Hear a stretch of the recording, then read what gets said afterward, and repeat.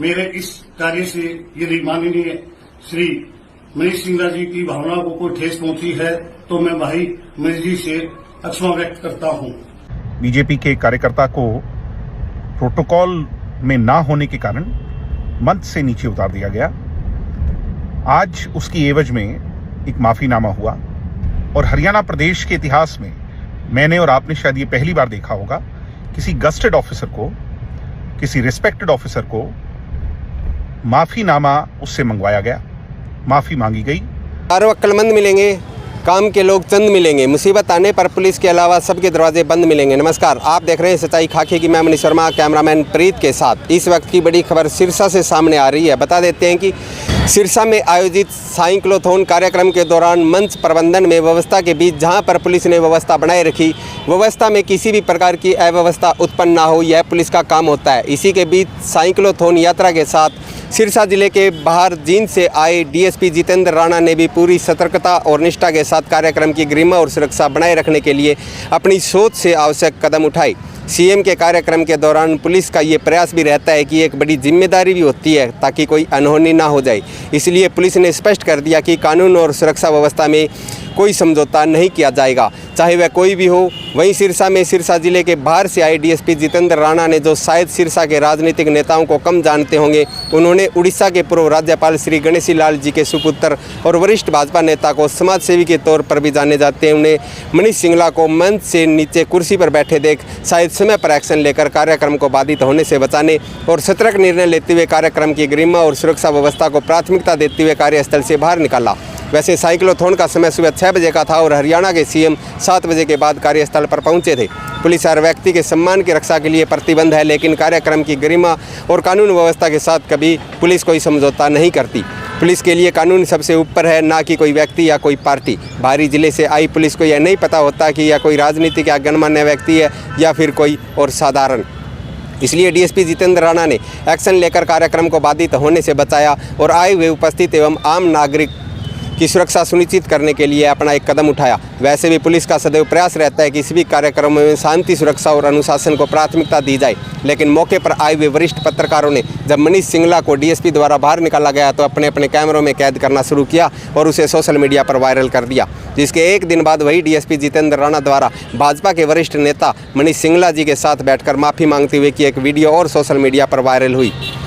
एक उप पुलिस अधीक्षक द्वारा राजनीतिक पार्टी से इस प्रकार से माफ़ी मांगने की वीडियो को सोशल मीडिया पर आप किस तरीके से देखते हैं, कमेंट करके ज़रूर बताएं। क्योंकि पुलिस का सदैव प्रयास केवल कार्यक्रमों की शांति एवं सुरक्षा व्यवस्था बनाए रखना रहता है, ना कि किसी भी राजनीतिक सम्मान को ठेस पहुंचाना। अगर भाजपा के वरिष्ठ नेता मनीष सिंगला जी का नाम लिस्ट में होता तो वही डीएसपी जितेंद्र राणा उन्हें इज्जत के साथ स्टेज पर बिठाते। लिस्ट में नाम ना होने के कारण शायद डीएसपी जितेंद्र राणा की जगह कोई और भी उच्च पुलिस अधिकारी वहाँ मौजूद होता तो वह भी शायद उन्हें बाहर का रास्ता दिखाते। इसलिए राजनीतिक पार्टी अपना नाम मंच पर बैठने की लिस्ट में पहले डलवाएं, क्योंकि ऐसे प्रोग्रामों में पुलिस तो प्रोटोकॉल का पालन करती है और करवाती है। अब आप दर्शक कमेंट करके बताएं कि इस प्रकार किसी उप पुलिस अधीक्षक को माफ़ी मांगना आपकी नज़र में कैसा है, क्योंकि पुलिस तो भविष्य में भी कानून व्यवस्था और सम्मानजनक माहौल बनाए रखने के लिए तैयार रहेगी। लेकिन इस प्रकार अगर उच्च अधिकारियों के द्वारा माफ़ी मांगना और माफ़ीनामा सोशल मीडिया पर वायरल होता रहा तो आगे आने वाले समय में पुलिस सिर्फ राजनीतिक पार्टियों के गुलाम बनकर रह जाएगी और फिर वही होगा जो राजनीतिक पार्टी चाहेंगी। और वैसे भी पुलिस का काम कानून का राज कायम रखना है, ना कि राजनीतिक इच्छाओं को पूरी करना। पुलिस कानून व्यवस्था के साथ कोई समझौता नहीं करती, क्योंकि पुलिस के लिए कानून सबसे ऊपर है। पुलिस आम और खास व्यक्ति के सम्मान की रक्षा के लिए प्रतिबद्ध है।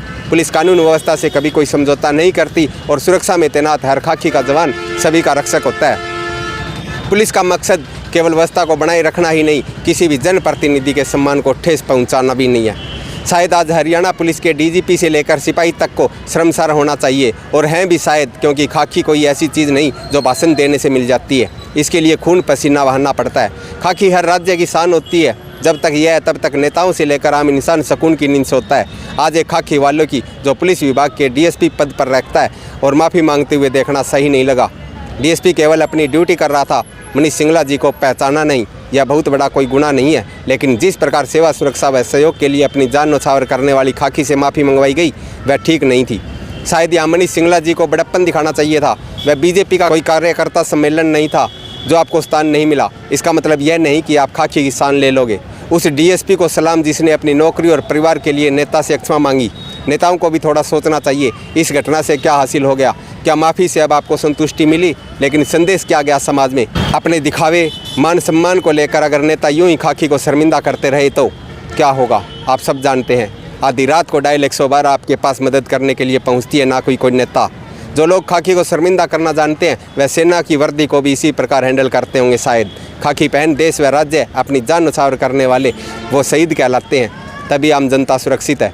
आप दर्शकों के द्वारा एक उप पुलिस अधीक्षक के द्वारा इस प्रकार से माफ़ी मांगने की वीडियो को आप किस नज़र से देखते हैं, कमेंट करके ज़रूर बताएं, ताकि पुलिस विभाग सदैव गणमान्य व्यक्तियों, जनप्रतिनिधि तथा आम नागरिकों का भी सम्मान करता रहे और भविष्य में भी कानून व्यवस्था और सम्मानजनक माहौल बनाने के लिए तत्पर रहे।